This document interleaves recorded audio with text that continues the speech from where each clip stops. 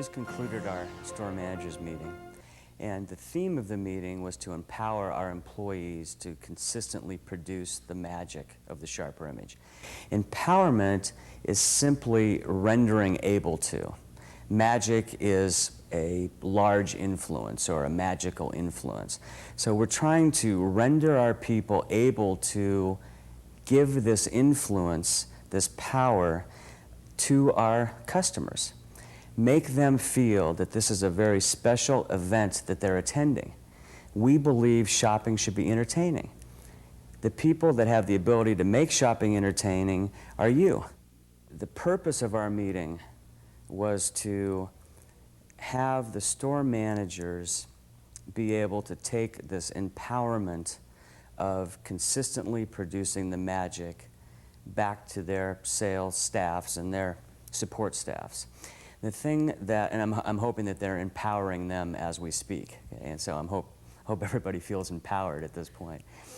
But what the sales people can do in our organization to make us successful is, if you were with us last year, to sell a little bit more than you did last year. Just a 5 or 10% gain would be a huge gain for the company if every sales associate in our company can do that. The most important thing to take away from these highlights and any of the instruction or conversation that you see happening is that we want to achieve a higher sales volume this year than we did last year. That's only natural. What we'd like to do is to show phenomenal comp store increases. That means that each of you watching this film has to be just a little bit better than you were last year. And if you can do that, the result for the company will be huge. Coming up next, we've got highlights from Richard's speech to the managers. He covers a wide range of topics, very, very important to the continued success of the sharper image. Here's Richard.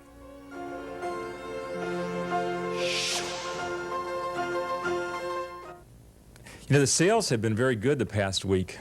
And I don't know how much that has to do with the fact that you're here, but Craig and I were talking about it right before the meeting, and we decided to continue this for another 3 months, just past the holiday season. So you have to call your families and tell them you won't be home until January 1st.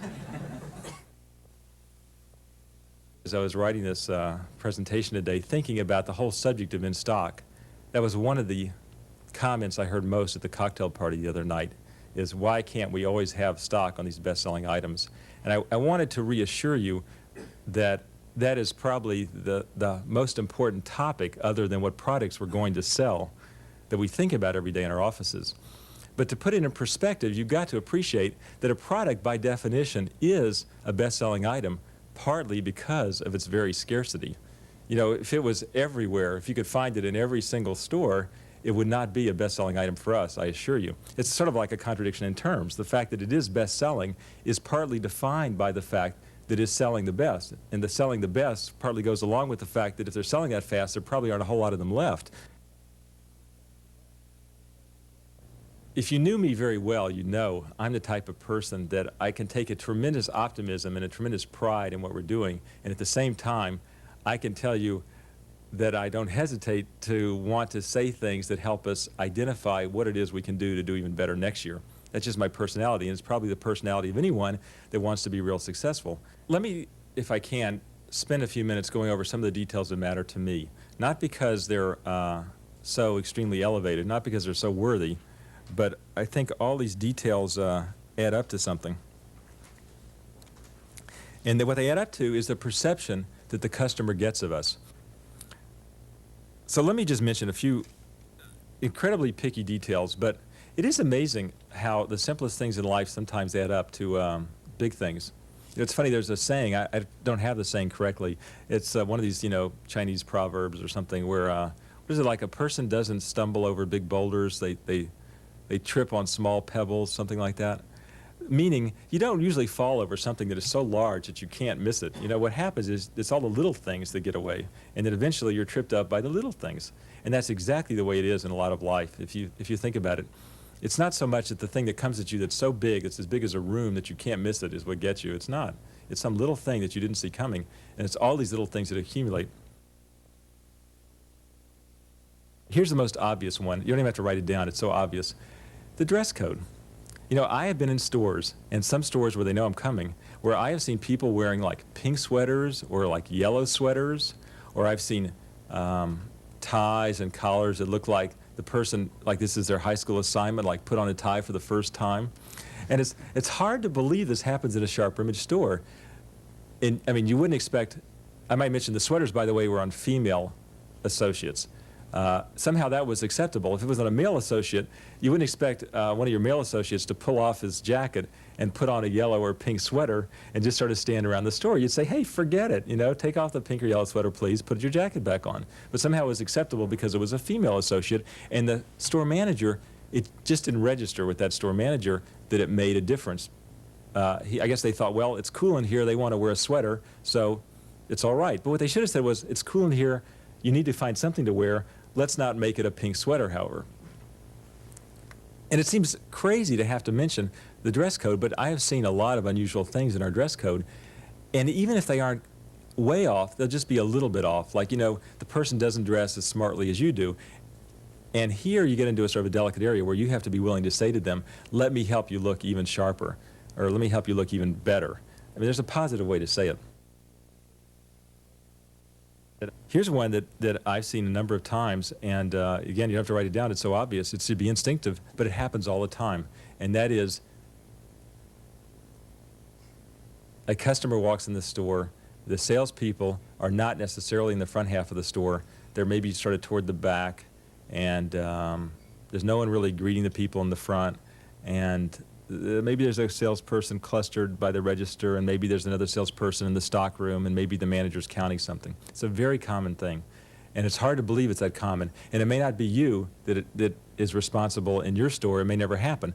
But like Joe O'Rourke said, you can look at the person on your right, or you can look at the person on your left, and it's happening to one of those people, because I walk in the stores and I see it. And if I walk in and see it, you wonder how many customers walk in and see it. Here's something that sort of I think is real important, is the way we greet people. You know, over the years we've tried to teach people, let's not say, may I help you? Let's try and say something more original. It could just be, welcome to the Sharper Image. It could be, may I show you how that works? It could be, have you seen our new such and such? And pick it up and show it to them. It could just be a smile. I was thinking, you know, it's a dangerous analogy to say that it's a lot like being in a really fine restaurant where you sort of would like to sort of just look at the waiter and maybe like blink your eye and the person walks over to your table. I mean, that would really be classy, huh?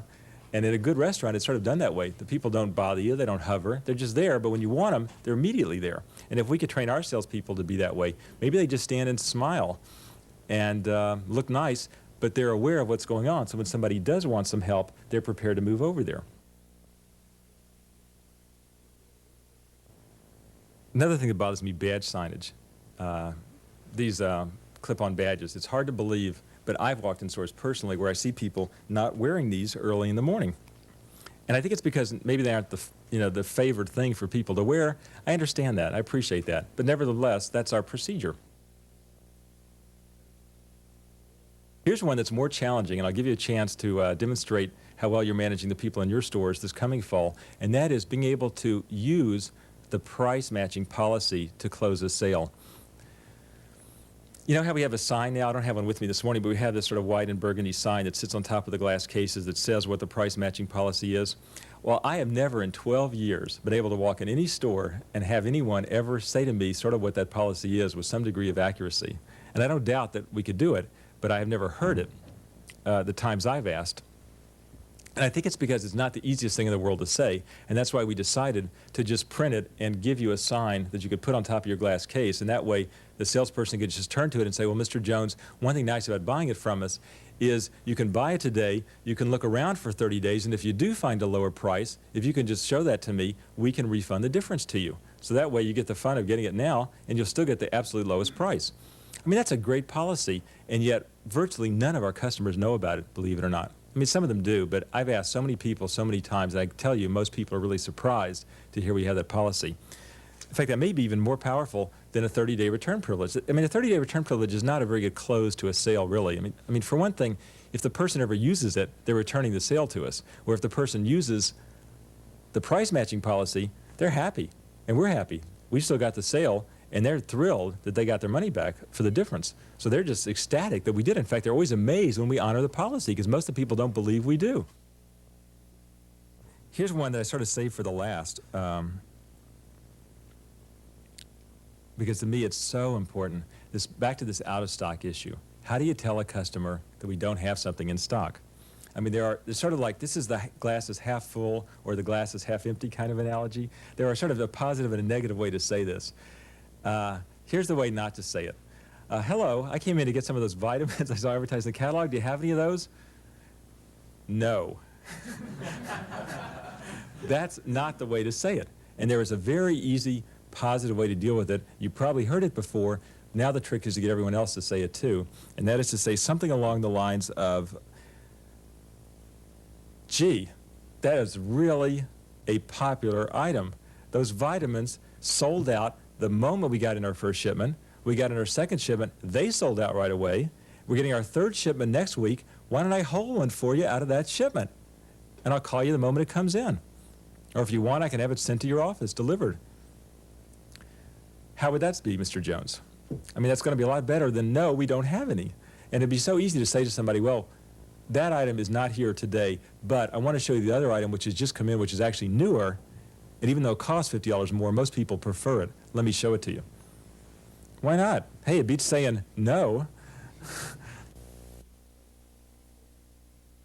We're going to go into the fourth quarter a little bit ahead earnings-wise, but not much compared to last year. And so everything will be riding on the fourth quarter for our company to demonstrate that we can do better than we did the previous year. And it's going to be harder in a way because we've taken this risk of putting in 70% more advertising expenditures than we did the previous year. On the other hand, it's the chance, it's the risk. I mean, you know, there's that saying of no risk, no reward. If we do really well, we will probably have the best year in our history. We will certainly have the best sales year, that I will guarantee you already. And we will very likely have the best revenue year in our history. And then lastly, I'll just briefly touch on this so you can get my thinking. I am really tired of the February period being so dull. So this year, assuming there's any merchandise left after Christmas, and I hope there isn't, we are going to have our first ever store-wide annual clearance sale in the period that starts with the February catalog about, what is that, January 20th. And I'm not quite sure exactly how long this sale will last, but approximately 3 weeks or something like that, or a month at most, maybe 2 weeks only. Maybe you can give me your opinions about that later. But the idea is we have too much of a dead period after Christmas where we're sort of recovering. And recovering our interest, and the customers aren't buying gifts in February much. So if we have a sale, I think it will allow us to compete with other retailers that are offering merchandise at a discount. And I think that's where the consumer's dollar is going then. And I realize, you may think, well, gee, this isn't like us. And I will tell you, we will do it in a way that's high-styled. We will do it in a way that looks nice. But I will bet, if I'm not wrong, that we will be able to get scads of people, just lots of people coming down to the store in February. And how much fun that would be to have a lot of people walking through the store in February instead of it being sort of boring, dull, quiet time. And we won't do as much margin, but we'll do a lot of sales. As I leave you, I was thinking, it's hard to say anything profound at this point. For those of you who have been through Christmas, you know it's such an unusually stressful and frantic and interesting and exciting period. It's back to Thomas Edison saying, I think it was Thomas Edison who said that genius is 1% inspiration and 99% perspiration. So I can guarantee you that along with being well-dressed and handsome and good-looking, you will be smart. In fact, you will be geniuses this Christmas, because we are going to guarantee you'll have that level of traffic in your stores. And now I have to count on you to help me deliver a result that is the best we've ever had. Thank you.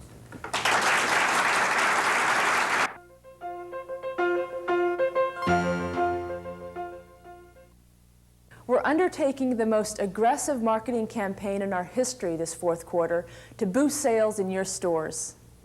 In fact, we're mailing between the November and December months over 12 million catalogs. This is a 63% increase over last year's budget. But that's not all. We're also inserting over 1 million 20-page catalogs in newspapers to hit in 6 major markets where we have multiple store locations.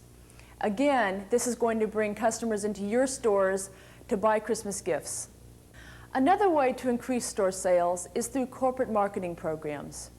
Our corporate marketing division is selling premium and incentive programs and gifting items to Fortune 500 clients.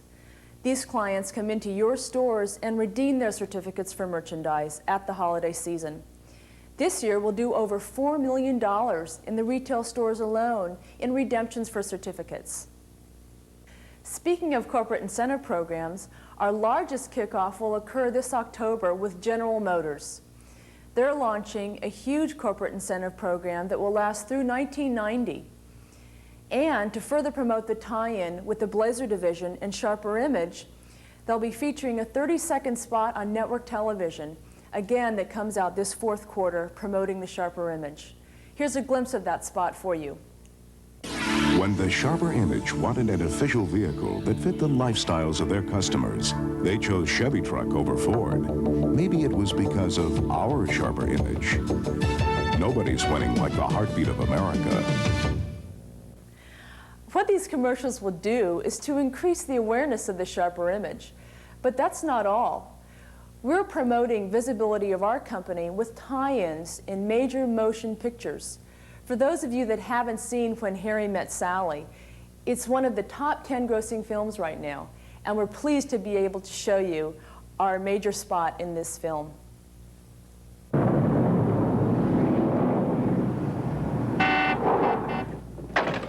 I have to get this. I have to get this. We're here for Jess and Marie. I know. We'll find them something. There's great stuff here. We should have gone to the plant store. Here.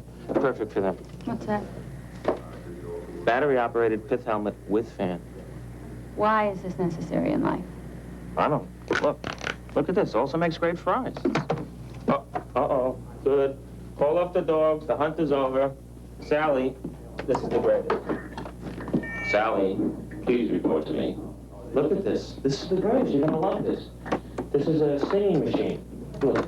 You sing the lead, and this has the backup and everything. This is from Oklahoma. Here's the lyrics right here. Story with a fringe on top. Yes, perfect. Ooh. Chicks and ducks and geese better scurry when I take you out in my surrey. When I take you out in my surrey with the fringe on top. Now you Watch that fringe and see how it flutters when I drive them high 7 strutters. Nosy folks will peek through the shutters and their eyes will pop. The wheels are yellow, the upholstery's brown, the dashboard's genuine leather, with isinglass curtains that will roll. What? It's my voice, isn't it? You hate my voice. I know, it's terrible. Joe hated my voice. Helen. Helen? She's coming right towards me.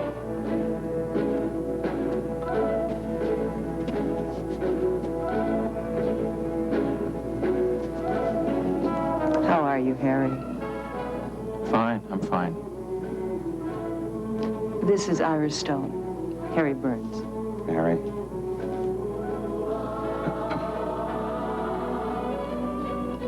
I'm sorry, this is Sally Albright, Helen Hilson, and Ivor.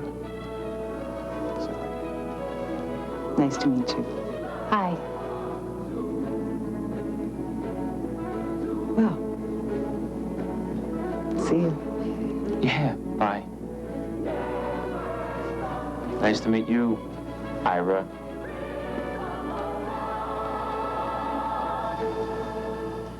You okay?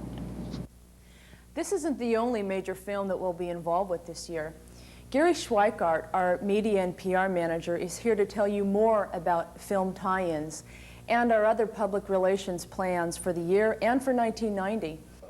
The Sharper Image had great exposure in the film When Harry Met Sally, but that is just one of many films with which we're involved over the next few months. You can also see us in the film The Big Picture, another comedy. This one stars Martin Short and Kevin Bacon. And for Christmas release, check us out in the film The War of the Roses with Michael Douglas, Kathleen Turner, and Danny DeVito. In fact, it's because of our involvement with The War of the Roses that Danny agreed to appear on the cover of our December catalog. Another film that we are involved with currently is Side Out, starring Peter Horton of 30-something. We're so involved with this movie, in fact, that the producer called just last week to say it looks like a Sharper Image commercial. You can also see our products, our catalogs, and our stores in other films coming out over the next 6 months. These include Total Recall with Arnold Schwarzenegger, also the film 3000 with Richard Gere, Dick Tracy starring Warren Beatty and Madonna, and also Die Hard 2 with Bruce Willis appearing in the sequel. But our exposure through films isn't the only way in which we hope to increase store traffic during the fourth quarter.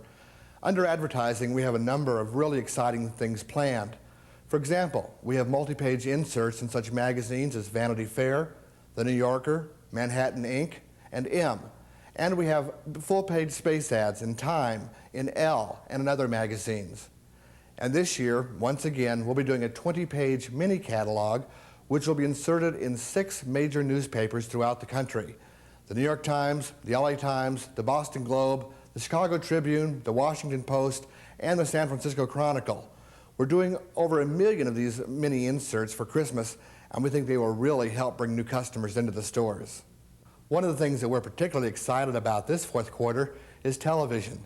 For the first time, the Sharper Image is going to be on TV in a major way. We are spending over $500,000 to run 30-second spots on CNN and on headline news, and also on local markets in New York, LA, Miami, and San Francisco. Here's the spot for you now. What's the perfect gift for anyone who already has everything? Anything from the Sharper Image.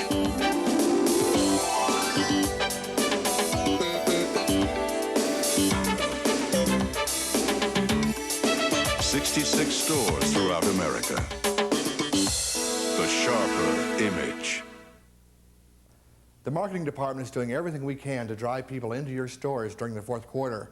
So have a very happy, very profitable holiday season.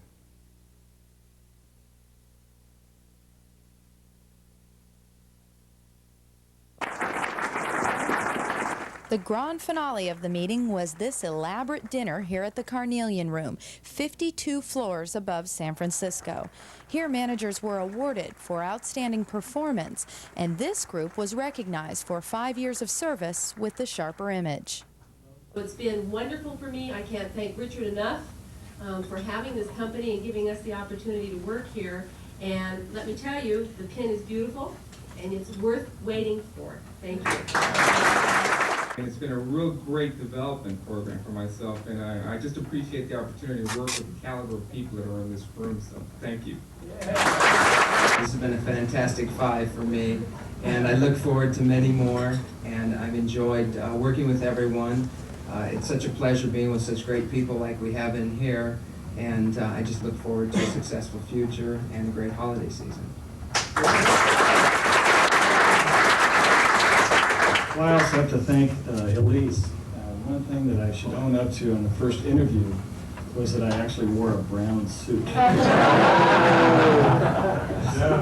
I survived. It's been a great 5 years. I thought a month ago when I obtained that 5-year goal that I'm still as happy to be here as I was when I started. And every morning I wake up and think, gee, this is fun.